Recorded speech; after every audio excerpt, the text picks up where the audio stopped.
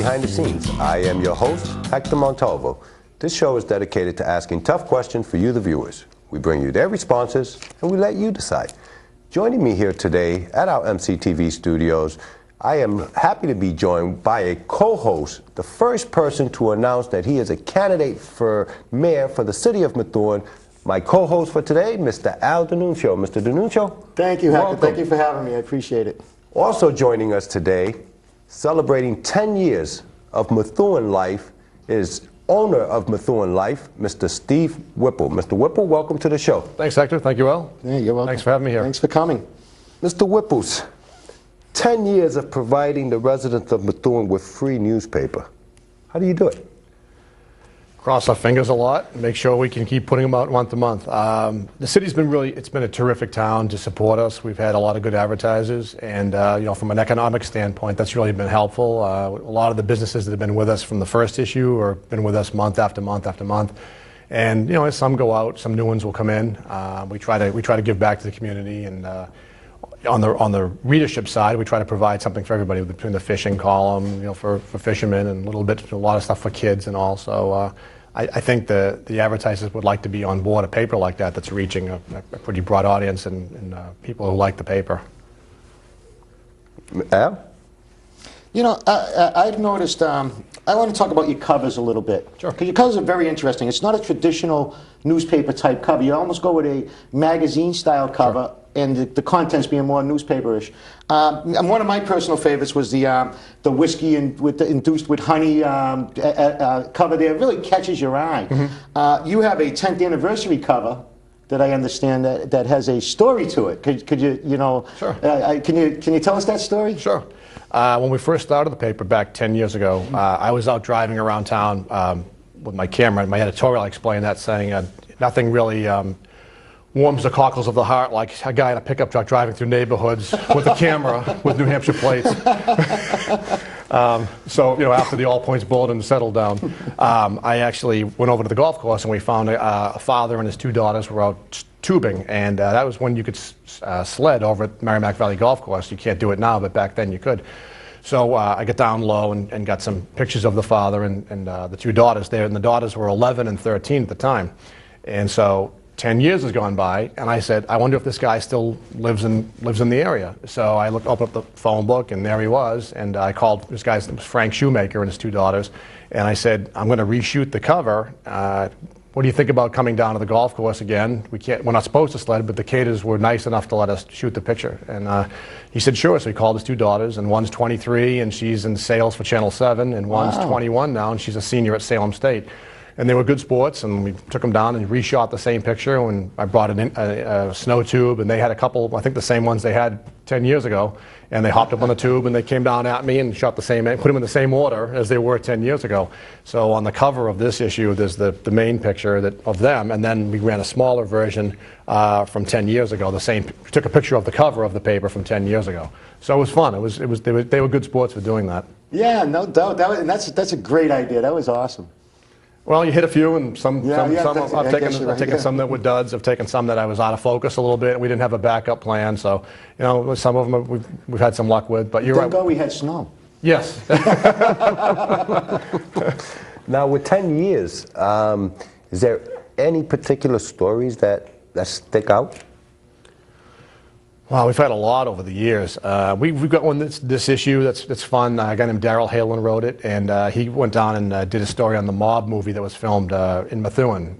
Randy Hagar, one of the police officers, and the guy from WAF was one of the scenes. And we thought that was pretty neat that they would shot some of the stuff here. I believe it's opening in a movie theater coming up soon in Londonderry. It's a low budget film. It's not as big as Goodfellas or something, but it was neat that they chose Methuen. I think that was a pretty good story.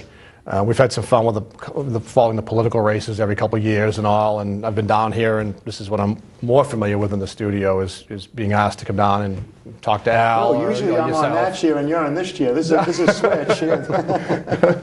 But I think that just the nature of the paper is that it'll always regenerate new stories over the next 10 years, and we've got some interesting characters in Methuen. You got to admit, this is one crazy town. You have plenty of material here. Right. What do you got, Al? You're more than just Methuen Life. You've been a fixture in Methuen for many, many, many years. You go way back. Some of us will remember the Whips Wheels, where you were doing an auto part for the Tribune. I believe you were working for the Tribune back then. Besides Whips Wheels and Methuen Life, you were involved in several other ventures in newspaper, weren't you? Yes, I started Wyndham Life for Wyndham, New Hampshire about five years ago. We published that for 5 years. I think it was a lot of it came from the confidence of doing Methuen Life, and it was the same formula. It's just a smaller version up in Wyndham. And it was a lot of stuff with kids and feature stories around town and pictures. We relied on pictures a lot. So I kind of parked that about a year ago just because it got too busy. Methuen was actually doing more and the car paper was doing more. And we started the Whips Wheels paper. It'll be 20 years coming up in the spring. It'll be 20 years. Milestone. Yeah, I know. We hit 2 of them in the same year. Have them on again. Yeah. Well, just a real quick one, Hector, if I could. Whips Wheels. Back to Whips Wheels for a second. What's your favorite car out of all the cars? If you could buy any car today, money's no object. Which one would it be? We've had some beauties in there. I know you have. Yeah. We had Tim Allen on the cover. He had a pretty neat car. We had the guy from Van Halen. We had a feature called My First Car, where we would interview celebrities, sometimes over the phone, sometimes. We had a guy that would go out to California a couple times. We had some cool celebrities. And Jay Leno, we had him was one of our first big celebrities. Wow, that's huge. I like the muscle cars of the 70s. You probably, that was our era. Yeah, this past year you had some 442s in there. Yeah, the guy from Methuen nice. Yeah, exactly. Nice. I like the 68, 69 GTOs, like the Chevelles, all the Mustangs. We all grew up in the same era. That's right. That's a good answer. Now, obviously in 10 years, a lot of things change. From staff to starting off as a one-person crew, how has 10 years grown for Whipple, for Steve Whipple? Well, there's been a couple constants. One was my mother, Sue. Some people hear Sue Whipple, they think she's my wife, but my wife is Jenny, who's here in the studio with us, and she's been here in the States for a couple of weeks. My mother's been with us right from the beginning. She had her own paper when McCartney's closed in Lawrence. She used to work for McCartney's. You're familiar with the area, Al? Yep. And she was trying to figure out what to do, and I said, well, let's start a paper for yourself called Forever Young. So she published her own little paper, which I worked with her on that for many years. And then when things got a little slow there, I said, well, why don't you just incorporate part of Forever Young into Methuen Life? So the first couple of years of Methuen Life, there was always a senior that was featured within Methuen Life. She's been there. Melissa Philly is my managing editor, and she's fantastic. She started just within a couple of years of the paper started, maybe a year after that. She just called up and said, hey, you need a little copy editing, and I said, hang in there with us and write a column, and now she's sort of taken over a lot of the stuff. As far as it growing, I think what happens is we get a call once in a while from a college student who's looking to try their hand at journalism. So that little satellite of, if you want to call it, is sort of expanded over the years. So we've got more college kids will come in, want to write some stories. Interns? Yeah, kind of like an intern. We pay them. I appreciate their time and their effort. Paid internship, that's rare. Yeah, it's not a full-time gig, so I pay them per story. But I appreciate that the hours they put into a story, and as you know, it can take many attempts to nail it down and get the pictures and everything. So it's nice to have that. We appreciate getting them a start, and especially if they go on to work for a bigger newspaper or TV or whatever. Which is kind of interesting because most interns don't get paid. Yeah, that's very rare paid interns, especially in that profession. And especially for a free paper. No, that's very cool. Maybe I'm doing something wrong. Maybe that's why my profits have been going like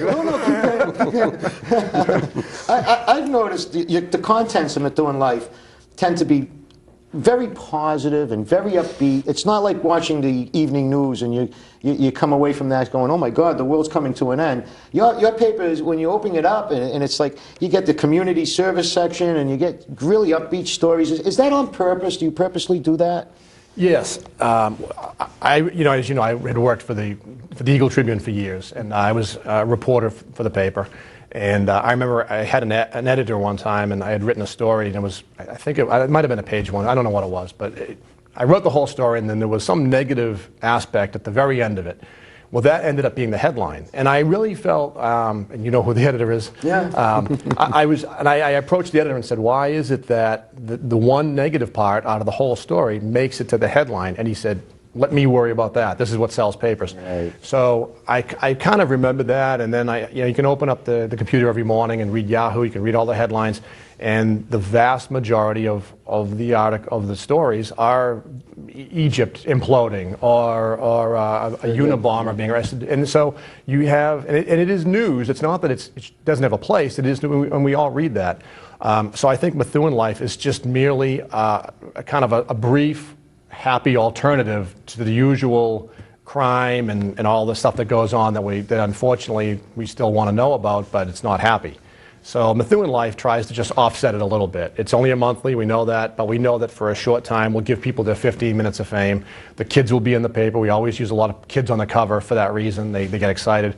And even adults love to be in the paper, and even we get older, we get a kick out of it. I mean, people actually can't wait for the next issue to come out once they're off the racks, and people go, well, "When's the next Methuen Life?" I know I do. Sit down and you buy a sub at one of the local establishments, and there's the paper, and you're having lunch and reading the Methuen Life. You feel good. Yeah. It's a feel-good paper, and I personally like that. Good, and I appreciate it. It seems to work. And that's all it is, just an alternative. And we get a lot of emails and a lot of phone calls and letters saying, "Hey, thanks for featuring our kid," or "Thanks for bringing some happiness to the to the area."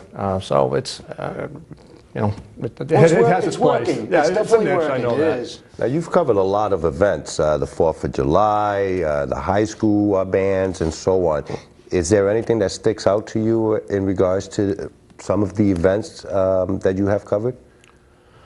It's been a lot over the year. It's been a lot. I like the 4th of July. Saw you there. You were out campaigning that night. You were giving out some candy and stuff. That's always fun. It's a fun event to try to take some pictures of, and you can never capture fireworks unless you're there in person. But I remember having the camera there and trying to get some pictures, and that was fun.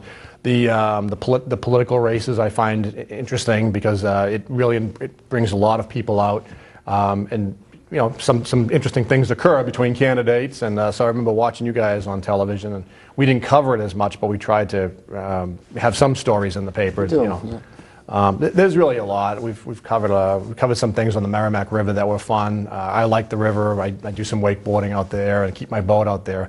It's a beautiful asset to the community, and it's really nice out there. So when we can get out there and take pictures of somebody on a boat or some kids water skiing or something like that, that's always fun. Again, there's no major breaking news that we really cover. The daily papers, that has a place in the daily paper, on the radio, WCCM, whatever. But I think as far as as you're saying this stuff, I'm reliving some of the papers and some of the scenes I've seen, and say, it's perfect. I mean, you should be sitting here, and I should be sitting. You know more about this than I do. I have no stake in Methuen Life. All right, since this is behind the scene with Hector Montalvo, I recently read the story of Home Depot book, and how they started out in business and stuff. And it was pretty funny. When Home Depot started out, they didn't have enough money to stock their shelves. They had this big warehouse, and they had empty paint cans lined up to the ceiling. So it would look like they had this illusion of paint being stacked up to the ceiling. We're going to give you good deals. When you started out in business, do you have any stories like that you kind of had to fudge this or fudge that? Yeah, I do, and I had forgotten about it, but I grabbed the very first issue in February of 2001. And I turned to page 3, and there was a table of contents that listed who the staff was. And I was reading down, and I saw my name, and I saw the layout guys, and I got to about the 6th name, and I realized I don't remember who Luther Heggs is. I don't remember Sheila Warfield. I don't remember Damon Dietrich or something. There was about 5 names, and I realized I had made up all the names just to make the staff look like it was bigger. Luther Heggs was Don Knotts' character in The Ghost of Mr. Chicken. That's beautiful. I combined my brother's first name with someone else's middle name. I made up a girl's name. So those people never existed, but I forgot about that till you mentioned. Yeah, well, you're not only it's providing a service to the city, but you're a businessman. So you have to at the end of the day you have to make a buck too. So if that's one way of doing it, then that's one way of doing it. Good for you. Thanks. Now, where are some of the places people can actually pick up your paper? Well, places that you guys are familiar with and the viewers are well familiar with. We go through, I think the most we go through is at Man Orchards. We have a rack there as you go to the end of the registers, and before you exit, there's a rack. We must go through, there alone, probably 2,000 papers. We go to, on the east end, it's Howe Street Superette, Man Orchards, Raymond's Turkey Farm, Stop and Shop has got a rack, the Market Basket. Then down in the center of town, in the Methuen Square, got Methuen Family Restaurant. Almost every business in Methuen Square has Java Joe's, Piero's we go through them there. Borelli's, right? Yeah. Borelli's we go through a lot. Yep. You know, over in the West End, That's where I Jackson's get my Restaurant. subs. That's how I know. That's right. Altogether, there's, I don't know how many, there's probably 100, 150 locations altogether. We try to hit any place that either requests the papers or we think that we'll move a lot of them. How many monthly do you go to? 11,000. A couple times we hit 11,500, but right now we've been hitting about 11,000. That's awesome. That's great circulation. Yeah, just in the city. Yeah, we just keep it right in the city. I think the formula is, I don't know if it's like if it's a industry standard, but I think it's like 2.2 readers per. Maybe you guys know more than I do, but it's 2.2 readers per paper, they say. So if you calculate that, it doubles it technically. It's double the reader. You go through 11,000 papers, but 22,000 people are actually reading eyes will be on that paper. That's awesome. Right. So we like to use the big number. Yeah, sure. Why not? And for those people that go try to find the Methuen Life paper and at Mann's Orchard and they ran out of them or something, they can also read the paper online as well, correct? Good. Yeah, that's good. I'm glad you reminded me. Yeah, it's MEthuenLife.com. It's pretty simple. It takes a few days for us to get it posted. I have to use a girl to help me get it all up because I don't know what I'm doing at all with the technical stuff. But yeah, within a few days, it's always up there. And then you can actually access some you can archive see the older issues. We have a gallery in there. Sometimes, I think with the Festival of Trees, we had so many pictures we had to use that we just loaded more photos onto that section. And people can buy the prints if they want. There's some extra photos in there. You're also a photographer on top of that as well. I live for autofocus. If it weren't for autofocus, we wouldn't have a single picture in that paper. Thank God for digital technology. Right. You mentioned that you're a monthly. Yes. Have you thought of going bi-weekly or weekly or anything like that? Yeah, we get asked that once in a while. It probably wouldn't be weekly just because the other papers, especially when I had the Wyndham Life going. There was 3 papers to run, and I'm pretty hands-on. Doesn't mean I'm not really good at any one thing, but I'm trying to do a little bit of everything. And it was just the workload to try to get those out, get them edited, get them printed, get them out the door.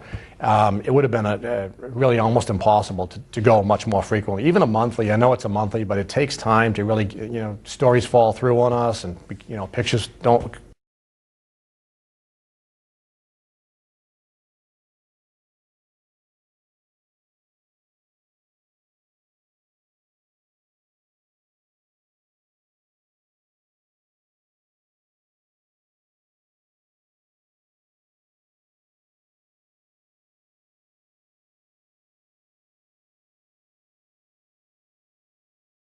We want, or a last-minute advertiser comes in. So even though it's a monthly, it does take some time to really pull it all together. Bi-weekly is possible. I mean, I think I've talked to Melissa maybe more about that and say, hey, what do you think? Can we do it twice a month? I think my theory is that a lot of businesses, especially in a tough economy, only have X number of dollars to advertise, and I always have to run that through my mind is, just because I'm running the paper twice as often doesn't mean we make twice as much money. And you can't go to a Mann's and say, hey, can you double what you pay me now? And they might say, no, I only have this much money set aside, and I got to share it around. So I think we're happy. I like the car paper. I'd be more inclined to start another newspaper, a different one. Well, as a reader, I'm being selfish. We want more, We appreciate that. I think my mind would be more on starting a different paper and finding another niche or something and doing it that way than I would to produce Methuen Life more often. Mm-hmm. Now, what do you think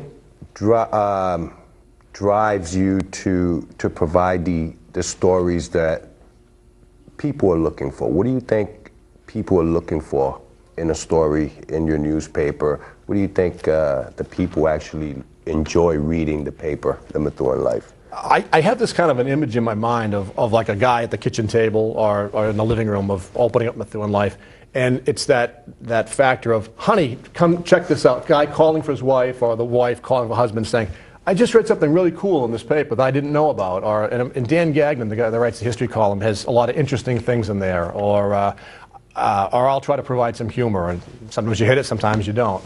And Melissa writes a good column. So I have this image of a guy either laughing out loud and he wants to call his wife in to check this out, or vice versa. And I think that's in the back of my mind, keeps me motivated to try to find interesting stories.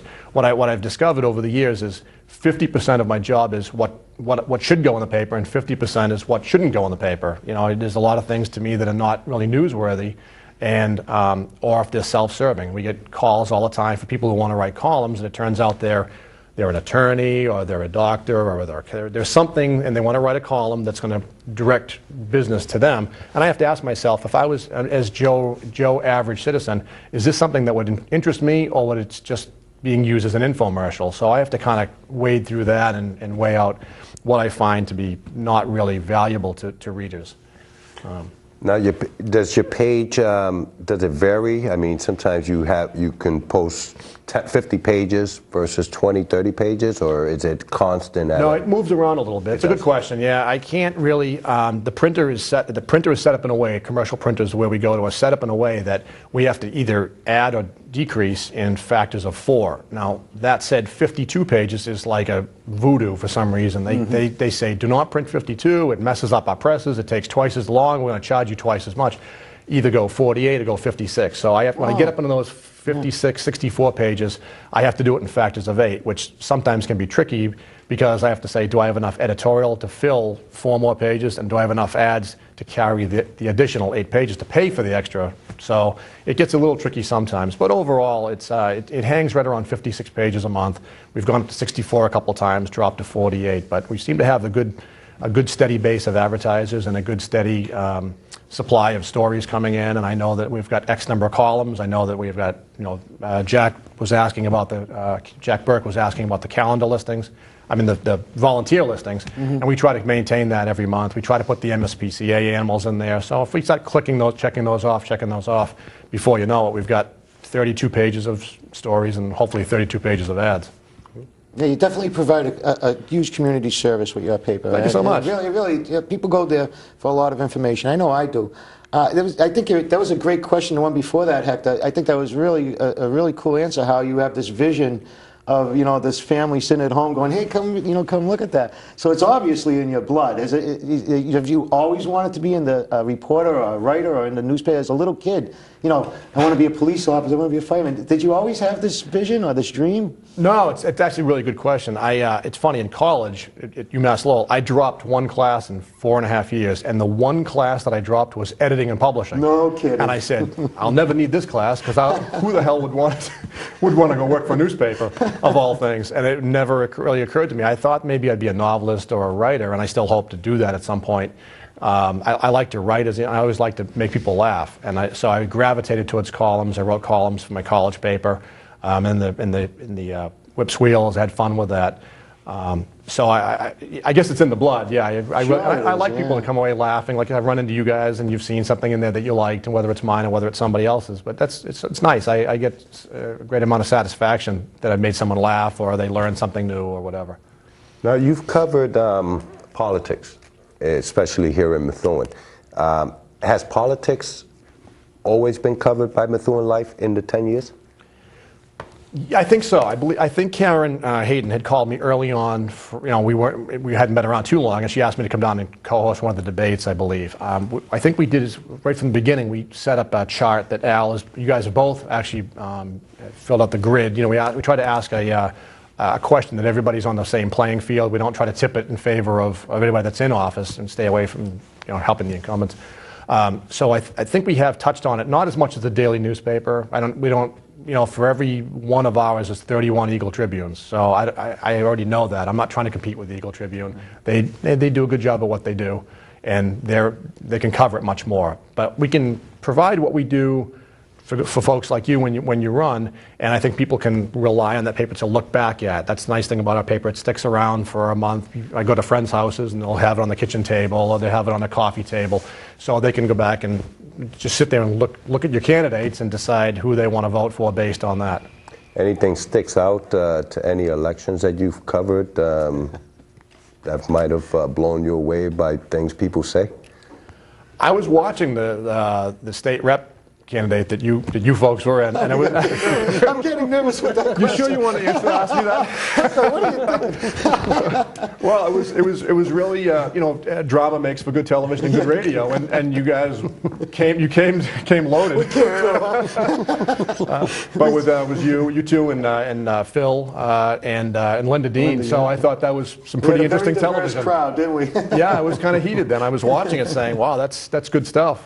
And you guys, I think, have managed a good relationship amongst yourselves, even All of us, afterwards. I believe. all four of us, absolutely, yes. I think it distinguished between the politics and the personality. Exactly. I mean, and so the politics came to battle, but when you walked out of here, you remained friends, I guess. We all did, and that's true. And I'm glad you said that, because it should never be personal in politics. And we did. We all remained friends. I'm here co-hosting with Hector Montalvo. Right? Yeah, that's right. You guys ran, and My only friend. well, even you called me. We left off the word Republican in front of Al's on the grid by mistake. Yes. It was just an oversight, and we made a mistake, and the fault fell somewhere between the two of us.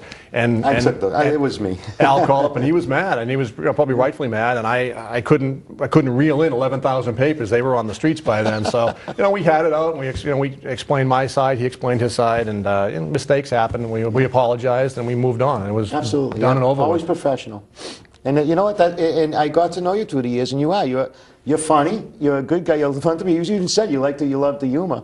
But you're very professional, and I appreciate that. And I've been on the receiving end of those questions, so several times. And listen, can we have a second to talk about the questions? Because I hope Don is Don Knotts one of the people writing this. They are very clever. I know you get one crack at it because it is a monthly. Right. Like you said, the Tribune gets several cracks, and they're not boat ramp questions. Thank God. They're very clever. I find your Methuen life questions to the politicians very hard to answer. They're not something you could just pop off the top of your head. It takes a few minutes. You have to really absorb your questions. Do you sit down and write those alone, or do you do it as a staff? I don't do many myself. I have to give the credit to Melissa, as actually gave some. Paul Fleming Jr., he's the works with Sheriff Cousins, and he's been involved with politics. He was an excellent reporter for the Tribune, so he had a good handle on some questions. And I said, just give me some good, hard questions that are fair. I'm not looking to grill anybody. We're not looking to put anybody and make them feel uncomfortable. But just give us some fair questions. So Melissa was good at that, and Paul came up with some. I'm trying to think of anybody else. I think that was where, and I had a couple myself. As a voter, I don't really want to know what the politician's favorite book is. They were good. I got to give you credit. They were really good questions. Yeah, they were basically on the actual issues that people were going to be voting on, and that was really good on how Methuen Life handled that. Moving forward, you've already celebrated your 10-year anniversary. What does the next 10 years? What do you expect for the next 10 years? Good question. That's a good question, actually. I hadn't really thought, I guess I hadn't thought too much ahead. I think we'll continue doing what works. I think we could probably, I am a little bit lax sometimes with marketing and really projecting what I should do, what business people might, it doesn't come natural to me. The writing side is more, so I suppose I should probably set some goals and say, look, let's have a 64 or 72-page paper every month. Let's get some long-term advertisers in there, make it worth their while, and let's maybe add a few features to the paper that we know we can have every month, whether it's more with kids or more with seniors or whatever aspect, and know that those will be in there every month, and that'll up the pages and give people even more to look at in the course of a month. I don't think I would take away, we actually just added a column to this issue called Treasures and Trinkets, where Dante Santone, he's a collector of memorabilia and stuff, and we had him doing one on the BB gun that was in the, I think it was a Christmas Story, the Red Rider, the kid was going to shoot his eye out, Ralphie. Yes. So we want to do more with that, because I think people love with all the stuff that's on the History Channel now with pickers and the pawns shop and all. Just want to remind the viewers, you are watching Behind the Scenes. I am your host, Hector Montalvo. If you have a question that you want us to ask any of your legal representations or government officials, send us an email at thehectormontalvoshow@yahoo.com. You can also visit our website at behindthescenes.weebly.com or join our Facebook page /Behind the Scenes with Hector Montalvo. Mr. Whipple, we have about 30 seconds left. Can you tell us how people can get a hold of Steve Whipple, Methuen Life, reporters, and so on, if they ever wanted to contribute to your newspaper? How do they do that? Well, inside the paper, every month, right there inside the paper, there's a list